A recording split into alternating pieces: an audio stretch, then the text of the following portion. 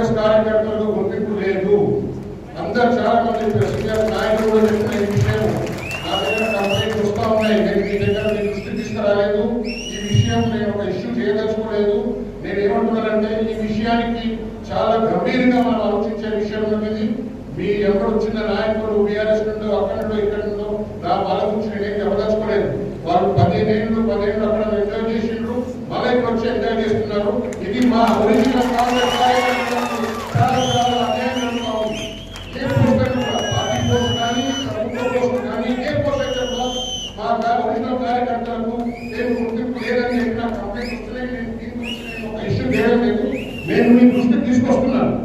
ఇది చాలా చాలా గట్టిగా మీరు ఆలోచించే ఉన్నది. ఎందుకంటే మీరు పార్టీ గట్టి చేయాలని చెప్పి కార్యక్రమం పెట్టారు, కానీ మీరు ఒకటి తీసుకొచ్చుకొని గట్టి చేసుకుంటారని ఒరిజినల్ ఉందామని గట్టి చేసుకుంటారనేది కాదు. పార్టీ ఇంకా నష్టపోతుంది. దానికి ఎవరి గురించి ఏం స్పెసిఫిక్ ఇష్యూస్ లేవు. నేను ఒకటే చెప్తున్నాను, ఒరిజినల్ కార్యకర్తలకు ఏ రకమైన పథకాలు ఉందని సంక్షేమ కార్యక్రమాలు ఉందని ఏమో ఉన్నాయి, వాళ్ళకు ఒక ఫోటో పెట్టుంది. ఎలక్టెడ్ పోస్ట్, నామినేటెడ్ పోస్ట్, ఇంకేమో ఇప్పుడు ఇళ్ళ గురించి వస్తున్నాయి. ఇప్పుడు మీ విలేజ్ కమిటీస్ రికమెండ్ చేసేది కూడా విలేజ్ కమిటీ ఫార్మేషన్ గురించి మేము కంప్లైంట్ చేయలేదు, కానీ ఆడ అవకతవకలు నడుస్తున్నాయి.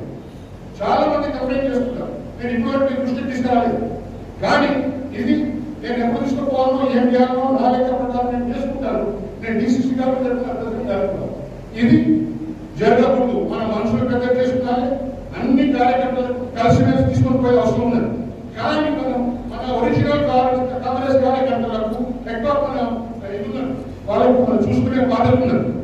మీకు తెలవాలి, ఈ విలేజ్ కమిటీలు ఈ విలేజ్ కమిటీ ఐడియాలు ఎక్కడికి వచ్చినాయి.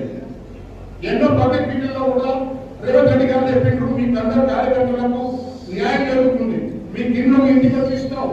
ఇది ఎవరికి ఒరిజినల్ కాంగ్రెస్ వాళ్ళకు నటించింది. ఇప్పుడు ఏమైంది, బయట నుండి వచ్చినందుకు ఒరిజినల్ కాంగ్రెస్ వాళ్ళందరూ ఓడిసినట్టు అయిపోయారు. నేను ఎవరికి ఇగ్నోర్ చేయకూడదని చెప్పడం లేదు, అందరు తీసుకుని నడవాలి. కానీ వాళ్ళ మీద ఒక దృష్టి ఎక్కడ పెట్టారు. వాళ్ళు 15 ఏళ్ళ నుండి కష్టపడుతున్నారు, ఏమి లేవు వాళ్ళతో. అది నేను అడగలుగుతున్నాను.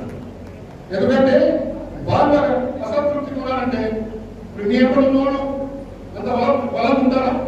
నేను ఒకటే అనుకున్నాను, అందరికీ తీసుకొని నడుతాం, అందరికీ మనం కావాల్సిన హక్కులు ఇద్దాం.